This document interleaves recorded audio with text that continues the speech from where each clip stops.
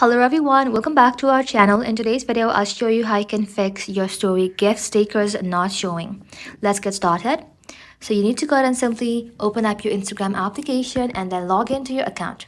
Once logged in, simply tap on your profile icon and then inside here, simply tap on this three line icon. Just like that, inside here, you need to go ahead and simply tap on account center.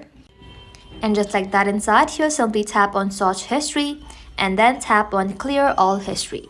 Once you have done that, close the Instagram app completely and then reopen it.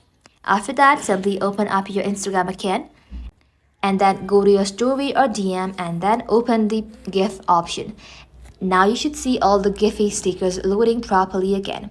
If that does not work for you, head back to your home screen, open up your app store and then inside here simply search for Instagram.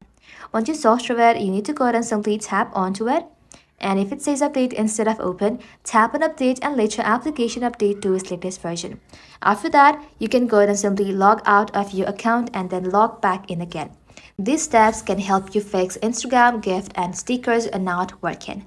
That's it. Thank you all for watching. If this video was helpful, leave a like and sub and I'll see you in the next one.